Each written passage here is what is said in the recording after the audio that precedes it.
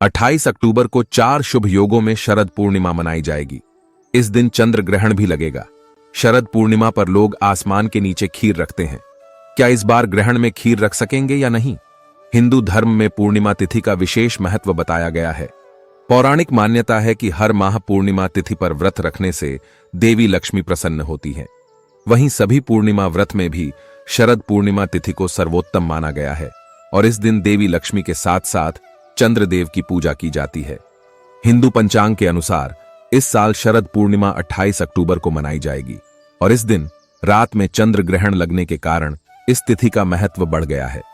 इस बार शरद पूर्णिमा शनिवार 28 अक्टूबर के दिन गजकेसरी योग, बुधादित्य योग, शश योग, सौभाग्य योग और सिद्धि योग का शुभ संयोग भी रहने वाला है।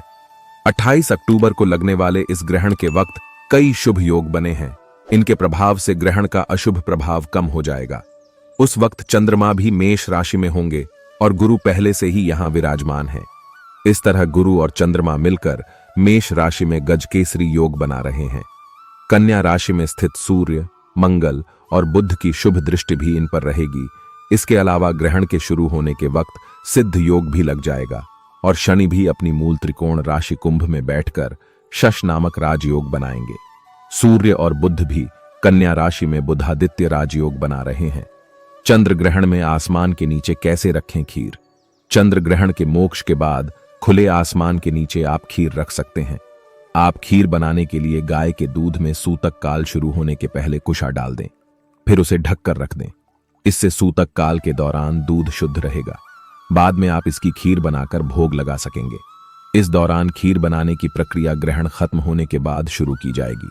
फिर भोर में आप अमृत वर्षा के लिए इसे खुले आसमान के नीचे रख सकते हैं। शरद पूर्णिमा की रात कई मायने में महत्वपूर्ण है। जहां इसे शरद ऋतु की शुरुआत माना जाता है, वहीं माना जाता है कि इस रात को चंद्रमा संपूर्ण 16 कलाओं से परिपूर्ण होता है और अपनी चांदनी में अमृत बरसाता है। पूर्णिमा की रात हमेशा ही बहुत सुंदर होती है, लेकिन शरद पूर्णिमा की रात को सबसे सुंदर रात कहा जाता है। पुराणों में तो यहां तक कहा गया है कि इसकी सुंदरता को निहारने के लिए स्वयं देवता भी धर आय पर आते हैं। धार्मिक आस्था है कि शरद पूर्णिमा की रात में आसमान से अमृत की वर्षा होती है। चांदनी के साथ झरते हुए इस अमृत रस को समेटने के लिए ही आज की रात खीर बनाकर चंद्रमा की चांदनी में रखा जाता है।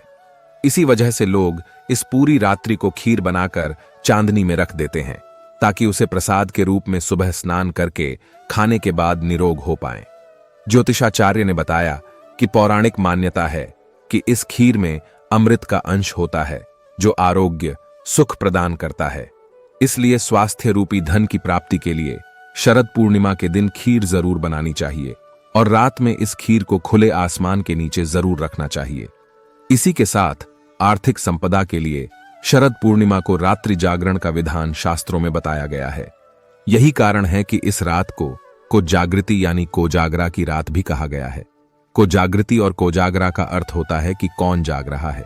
कहते हैं कि इस रात देवी लक्ष्मी सागर मंथन से प्रकट हुई थी, इसलिए इसे देवी लक्ष्मी का जन्म दिवस भी कहते हैं।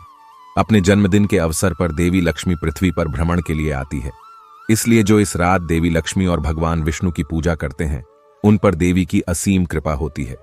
इस रात देवी लक्ष्मी की पूजा कौड़ी से करना बहुत ही शुभ फलदायी माना गया है। जो लोग धन और सुख शांति की कामना रखते हैं वह इस अवसर पर सत्यनारायण भगवान की पूजा का आयोजन कर सकते हैं। इस बार शरद पूर्णिमा शनिवार 28 अक्टूबर के दिन गजकेसरी योग, बुधादित्य योग, शश योग, सौभाग्य योग और सिद्धि योग का शुभ संयोग भी रहने वाला है। साथ ही इस दिन साल का अंतिम चंद्र ग्रहण भी लगने जा रहा है। भारत में भी यह चंद्र ग्रहण दिखाई देगा। ऐसे में इसका सूतक काल मान्य होगा। बता दें कि चंद्र ग्रहण लगने से पहले सूतक काल 9 घंटे पहले लग जाता है।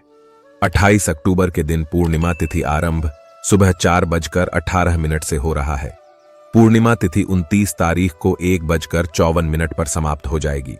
शरद पूर्णिमा का व्रत जो लोग रखते हैं वह 28 अक्टूबर को ही इस व्रत को रखेंगे। चंद्र ग्रहण के मोक्ष के बाद खुले आसमान के नीचे रख सकेंगे खीर।